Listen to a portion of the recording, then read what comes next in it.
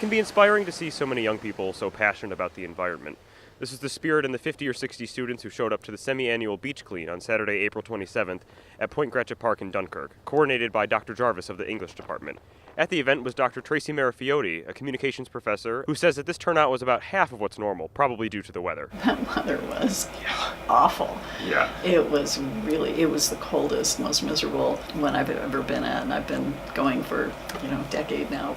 Volunteer Avril King explained they logged and reported the items they found to the Adopt a Beach program. The most common items they found were cigarette butts, plastic bags and bottles, and food wrappers.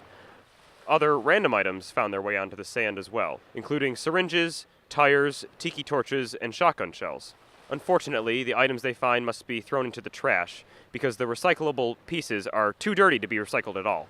Programs like these are responsible for removing over 35,000 pounds of trash from the Great Lakes every year. Lake Erie is the most biologically diverse, giving local residents an even greater responsibility to keep their shores clean. When I actually look at the beach with a closer eye, it's surprising to see how much trash is there that I usually overlook. Every few feet I found something different. And these things don't really break down, they just break apart into smaller and smaller pieces. And for as much as we hear about the impact of single-use plastic bottles, I also found it ironic that several of the items on the beach were caps from reusable bottles, which raises the question as to whether there are any misconceptions in how we see the plastic crisis. We hear a lot about the dangers of plastic bags, bottles, and straws, but does it end there? Are they the biggest problems? Not even remotely.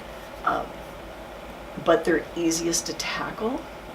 Chelsea Barron, a senior journalism student whose capstone focuses on Fredonia recycling, says that young people are so concerned about the environment because we're the ones inheriting this world. We're the ones that are going to be dealing with this. It's directly impacting us because we're in our 20s right now, and I think that it's important for us to be the ones to make the change. With so many areas of environmentalism in the news every day, including greenhouse gases and climate change, conservation, and plastic pollution, it's hard to know where we should start. Interestingly, Barron and Marafiotti have differing opinions on which takes precedence. Right now, climate change is the most urgent, pressing, terrifying, inevitable. Plastic is filling our water. Everything on Earth depends on water. This event came at the end of No Impact Week, which encourages students to reduce their environmental footprints, and was followed by the Greystone Nature Preserve's Earth Expo, a climate action workshop in the Presbyterian Church, and Habitat for Humanity's Spring Fest. Earth Day only happens once a year, and most of these events follow suit. Maybe it doesn't have much of a tangible impact, but it no doubt brings awareness and its influence spreads, a necessary step to make a larger scale difference. For Channel 8 Update, I'm Carl Aldinger in Dunkirk, New York.